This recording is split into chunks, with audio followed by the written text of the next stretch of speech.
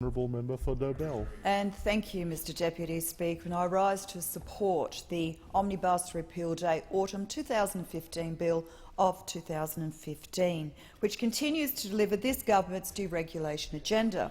Cutting red tape is essential to building a stronger and more prosperous economy. The Omnibus Repeal Day Autumn 2015 Bill of 2015, along with the Statute Law Revision Bill No. 2 of 2015 and the Amending Acts 1980 to 1989 Repeal Bill of 2015, further clean up the Commonwealth statute books by repealing acts and amending unnecessary and outdated provisions. And to date, the government has delivered a total deregulatory saving of $2.45 billion. In 2004, the government introduced legislation to repeal over 10,000 legislative instruments and 1,800 Acts of Parliament.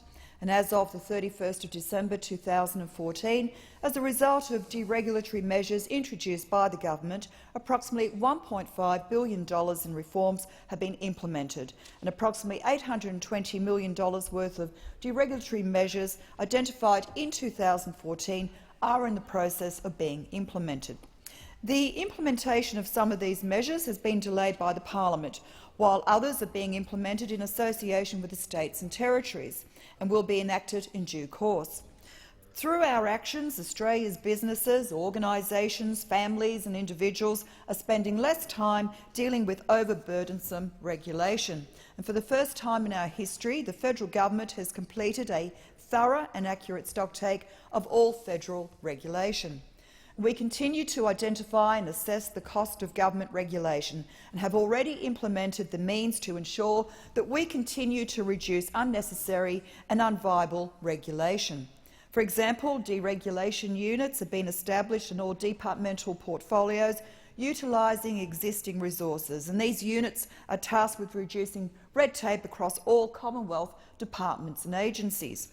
We're also working closely with the states and territories to reduce red tape across all levels of government. For the first time, a federal government has, with a high degree of accuracy, publicly reported to Parliament a downturn in the total amount and cost of federal regulation. Mr Deputy Speaker, our goal in government is to make life easier for Australians, and this means making life easier for businesses to invest and create more jobs. Individuals and families also benefit from our deregulation agenda. For individuals and Australian families, it means less time in queues, less time filling out forms and less time searching for information. And under Labor, Commonwealth regulation was costing Australians approximately $65 billion annually, an astounding 4.2% of GDP.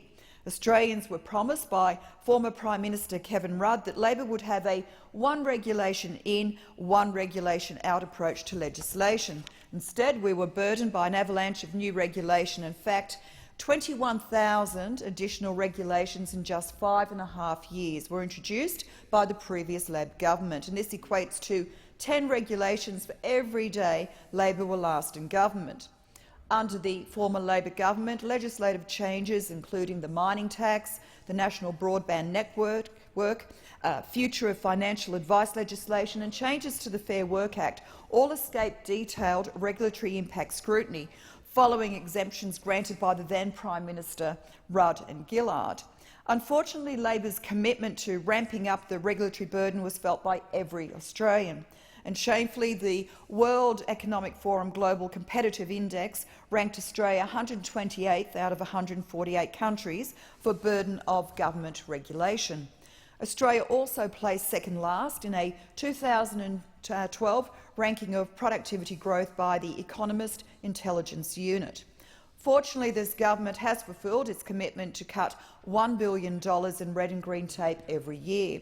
In fact, we stand here today, the government has delivered $2.45 billion worth of deregulatory savings. And this is more than double our $1 billion annual target that we promised to deliver. And when we held our first ever Regulation Repeal Day on the 26th of March 2014, Labor dismissed it as a joke and still continue to do so. But I take this opportunity to reinforce to members opposite of the success of our repeal days and the benefits realised as a result of our actions. We announced measures on our first repeal day that when fully implemented, would result in gross savings in excess of $700 million in reduced compliance costs.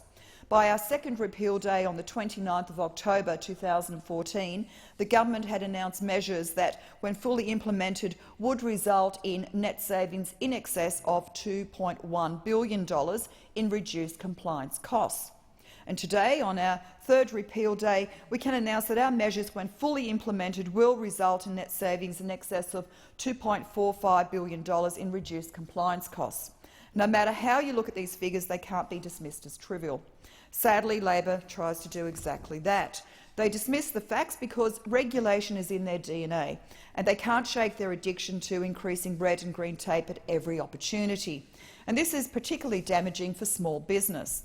And all members of this parliament say that they support small businesses and are committed to jobs growth. History, however, tells us a different story. Labor's legacy was 200,000 more Australians unemployed as a result of their term in government, and as a result of the former Labor government's actions, we saw 519,000 jobs lost across the small business sector. The small business share of private sector employment fell from 53% to 43%, resulting in the loss of 3,000 small businesses under the former government.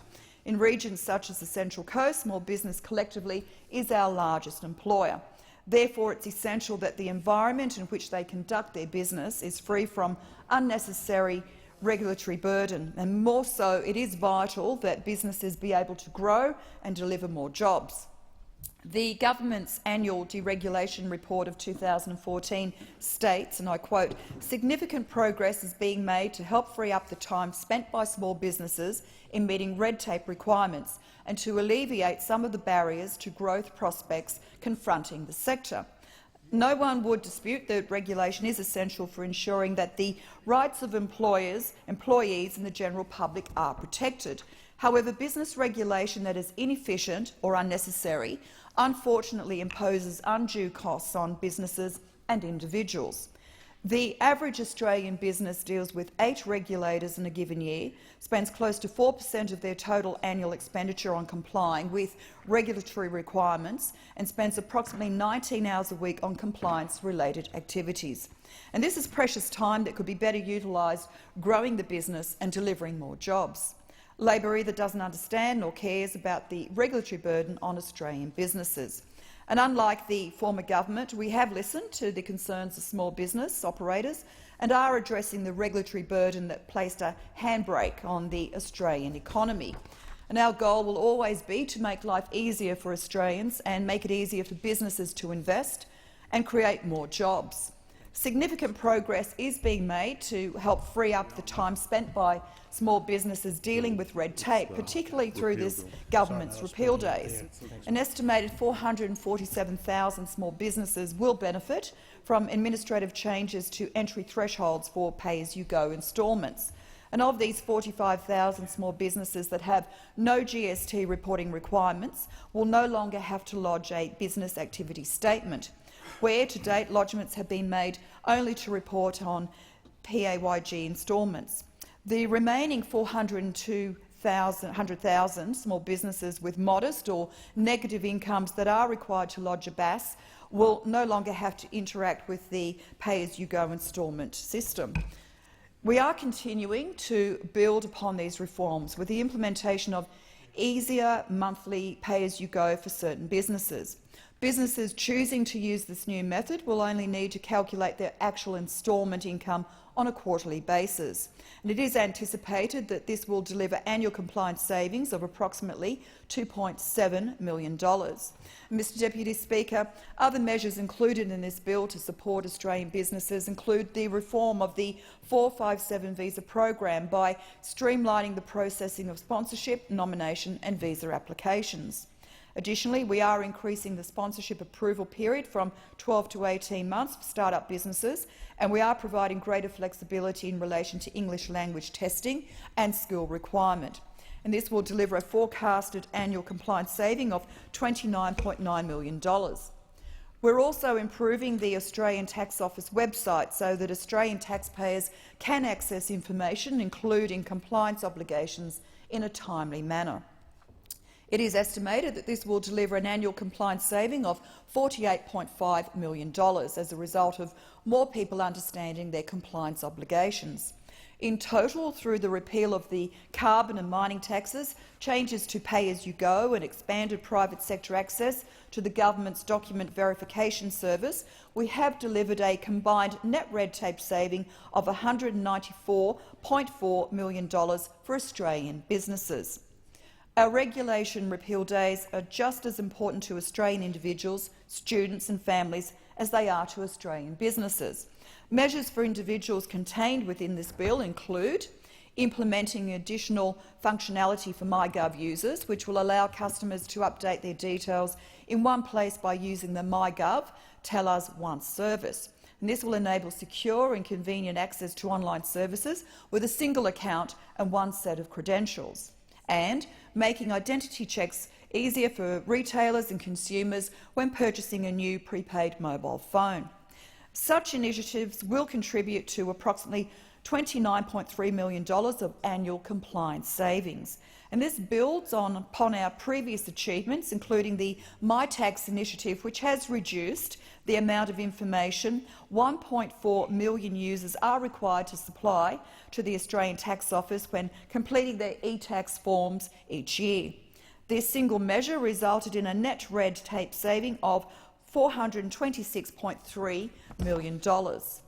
And we have also made it easier for individuals to access government services. Centrelink claimants are able to check the status of their claims online, reducing the need for timely, direct follow-up interventions by phone or in person to a Centrelink service centre. These changes will also benefit students who are able to upload their course selections and study percentages online, ensuring that they can make changes in their own time with minimal disruption. This bill also develops an online national assessment platform which will deliver the National Assessment Program Literacy and Numeracy NAPLAN online. This is scheduled to be available from 2017 and will deliver an annual compliance forecasted saving of $9.7 million. The bill also provides support to Australian farmers and the agricultural sector through the alignment of registration requirements for stock and pet food with the well-understood risks associated with their ingredients and intended use.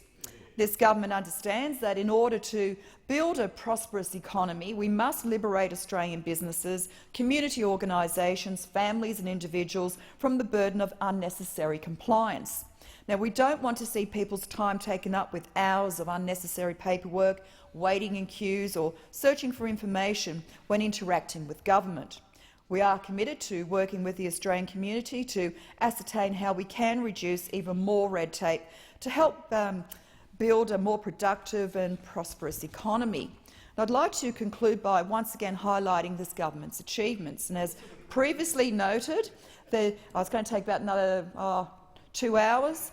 The government has delivered a total deregulatory saving of $2.45 billion, and this provides more productive businesses with the ability to generate more jobs, less time spent by families and individuals when dealing with government, greater supports for students, allowing them more time to concentrate on their study and work, and a stronger and more prosperous economy where everyone is afforded opportunity to work and lead a healthy lifestyle. Order. And this government will continue to deliver real reductions in red and green tape in order to lift the regulatory burden from Australian businesses, individuals, families and communities. And this government will deliver and continue to deliver a prosperous economy, providing jobs and high growth, high jobs, right? Plenty of employment. All the initiatives that we've introduced in the last 2 years, I think it's a credit to every single person on this side of the House for everything that we've achieved. And we're doing a great job, and I will always continue to support this government and the wonderful work we're doing. And the people of Dobell finally have a decent representative. Yeah. And we are continuing to deliver, and I will continue to deliver, and I will not be bullied by unions, and especially the unions who decided it was fun to vandalise my office on the weekend. They're an absolute disgrace. And so I stand proudly here as a member for Dobell, and I will never let the unions ever take over Dobell ever again.